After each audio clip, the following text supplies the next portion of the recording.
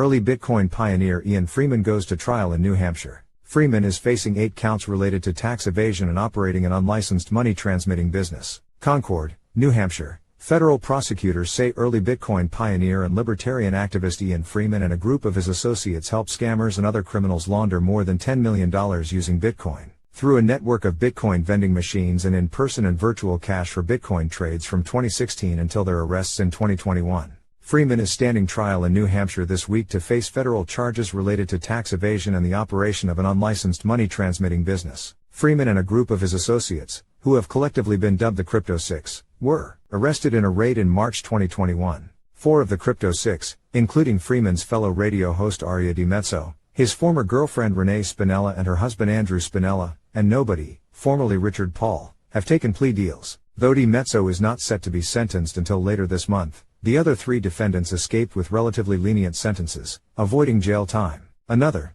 Colleen Fordham, had all charges against her dropped. But Freeman, the host of the Free Talk Live radio show and a one-time member of the Libertarian migration movement, the Free State Project, has maintained his innocence and has described the charges against him as politically motivated and the trial as a sham. Freeman's trial comes approximately a year and a half after his residence was raided in the middle of the night by the Federal Bureau of Investigation, FBI. In March 2021, gun-wielding agents surrounded the Keene, New Hampshire home, crashing through a first-floor window with an armored car. They seized property from the residence, including $180,000 in cash, coins and bars made of precious metals, and 2 physical Cassius bitcoins worth a combined 101 bitcoins. Agents also seized several Bitcoin kiosks owned by Freeman from restaurants and other local businesses. The alleged crime. During their opening statements on Tuesday, prosecutors told the New Hampshire jury that Freeman was the ringleader of the illegal crypto selling business. They said that Freeman began by installing several Bitcoin kiosks, which have been described as distinct from Bitcoin ATMs due to their local wallets, throughout the state of New Hampshire, and then eventually branched out into advertising for in-person and virtual cash for Bitcoins trades on websites like localbitcoins.com.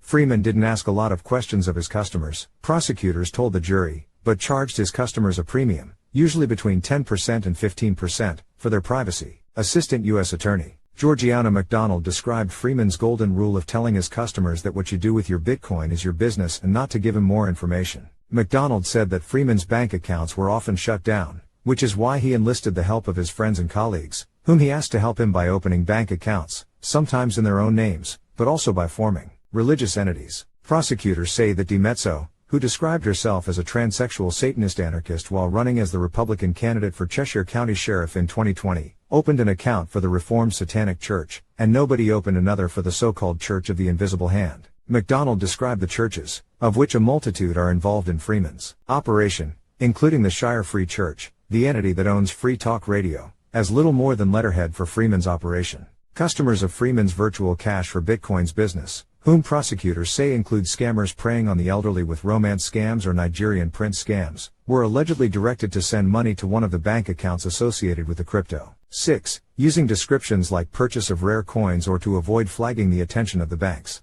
Defense hits back. When Freeman's lawyer, Mark Sisti, addressed the jury during his opening statements on Tuesday, he told them that what they'd heard from McDonald was absolute nonsense and accused the government of intentionally leaving out details that did not benefit their case against Freeman.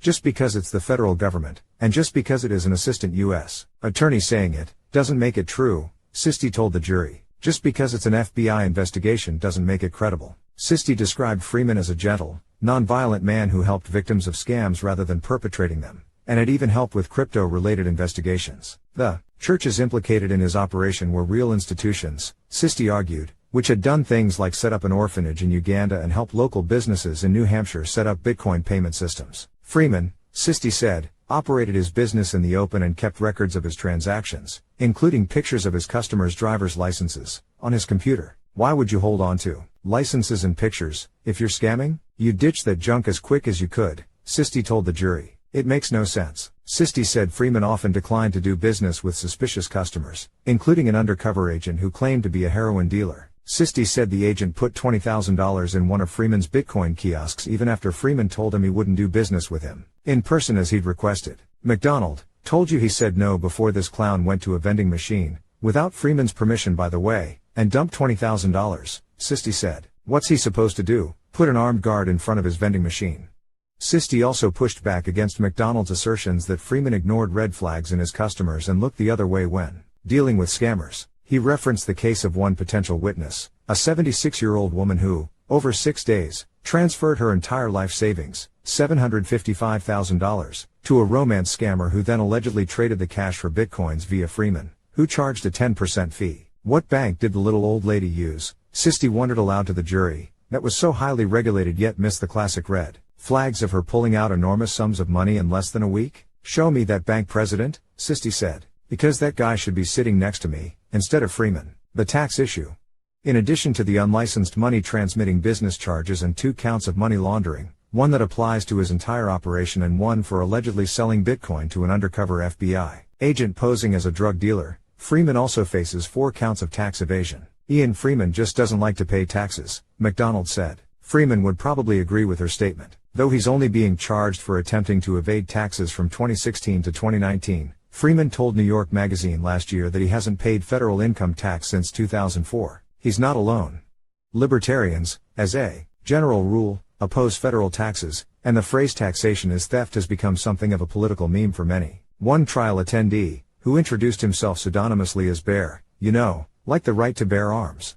He explained, told CoinDesk outside the Concord courthouse that he does not pay federal income taxes and, based on the wording of the U.S. Constitution, does not believe anyone besides government employees are subject to taxes. The question of how to get around taxes is a common one in libertarian circles, and Bitcoin, at least in its salad days, before the development of sophisticated blockchain analytics and high-profile arrests of crypto criminals, was touted as a potential solution. Many major figures in crypto, from Shapeshift founder Eric Voorhees to Ethereum creator Vitalik Buterin, were inspired by the libertarian use case for cryptocurrency, but times are changing. As the industry has matured and grown, it has attracted the attention of both mainstream investors and regulators, and has subsequently undergone a makeover. New crypto is, at least in appearance, regulated and polished, and many industry leaders like Coinbase CEO Brian Armstrong work hand in glove with the U.S. government. Bitcoin as currency is increasingly uncommon, as is intentionally picking fights with regulators, making Freeman and those like him feel like relics of Bitcoin's crypto-anarchist past. Crypto-libertarians. Though they have been largely sidelined by the current iteration of the industry, crypto-libertarians like Freeman are still active, especially in libertarian strongholds such as Keene, where Free Talk Radio is headquartered. Many came out to Concord to show support for Freeman on the first day of his trial. Observers in Bitcoin t-shirts peppered the courtroom benches, and an overflow room had to be set up for attendees after lunch. "I've never seen the courtroom like that," one security officer told CoinDesk, referencing the number of attendees. Protesters also gathered in front of the courthouse. One man, wearing a custom-made Bitcoin mascot costume, told CoinDesk he'd paid $0.25 of a Bitcoin to have a seamstress make it for the inevitable trial when the Crypto Six were arrested in 2021. He said he and his husband had made the 29-hour drive from Denver, Colorado, to attend the trial. The weeks ahead. Freeman's trial, which began Tuesday, is slated to last approximately 3 weeks, with both sides listing dozens of potential witnesses. Renee Spinella, Freeman's former girlfriend and alleged accomplice, is expected to testify against him, though prosecutors dropped 17 of the initial 25 felony charges against Freeman ahead of the trial. The 8 remaining counts carry a weighty 70-year maximum penalty if Freeman is found guilty.